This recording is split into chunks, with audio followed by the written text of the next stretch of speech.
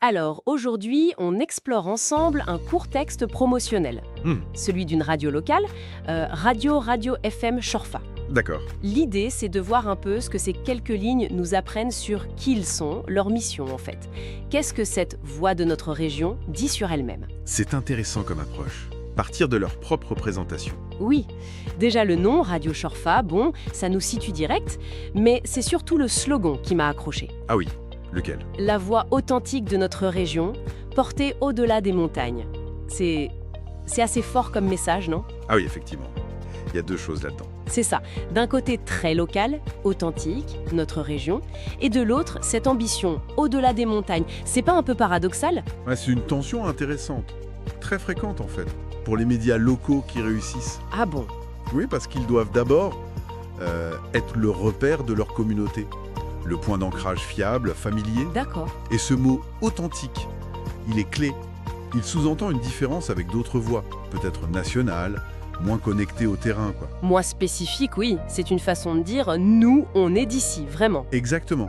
Une affirmation d'identité très forte. Et pour nourrir cette authenticité, justement, qu'est-ce qu'il propose? Le texte dit musique, culture, patrimoine et actualité locale.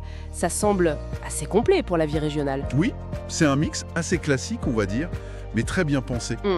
La musique, l'actu locale, Ça répond aux besoins directs, quotidiens, divertissement, infos pratiques. d'accord. La culture, ça ouvre un peu, mais l'élément vraiment central pour l'authenticité, c'est souvent le patrimoine. Ce mot n'est pas là par hasard. Qu'est-ce qu'il apporte de si particulier, ce patrimoine? Le patrimoine, c'est l'héritage, c'est ce qui appartient à la communauté, ce qu'on veut garder, transmettre, Ah oui, la mémoire collective. c'est ça. En mettant ça en avant, Radio Chorfa, elle fait plus qu'informer ou divertir, elle se positionne comme une gardienne de cette histoire commune. D'accord, ça renforce son rôle. Énormément.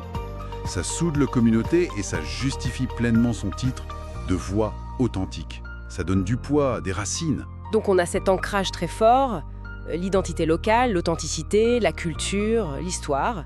Très bien. Mais alors, cette envie d'aller au-delà des montagnes, comment on l'interprète? C'est juste une jolie phrase? Difficile d'être catégorique sans plus d'infos, mais je ne pense pas que ce soit juste une métaphore. Ah, Il y a plusieurs pistes en fait. Peut-être qu'ils visent des gens de la région qui sont partis, la diaspora. possible. Ou alors ils veulent attirer des gens, promouvoir la région pour le tourisme, l'économie. Oui, ça se tient aussi. Ou bien c'est une façon d'affirmer la qualité de ce qu'ils font. Genre, on est tellement bon que tout le monde devrait nous écouter. D'accord, une sorte de fierté affichée. Voilà. Quoi qu'il en soit, ça ajoute une dimension intéressante. Ils refusent d'être juste la petite radio du coin, confinée. Ok, donc si on met tout ça bout à bout, l'image qui ressort, c'est celle d'une radio très fière de ses racines, qui soigne son identité locale, Oui, avec la proximité, l'histoire, la culture. mais qui a aussi confiance en elle, qui veut pas rester isolée. Et l'invitation finale, restez connectés, vous êtes à la bonne fréquence. Ça sonne un peu comme un appel à la fois aux locaux. Et potentiellement à ceux d'ailleurs. Exactement. Ce petit texte, finalement, il est assez riche.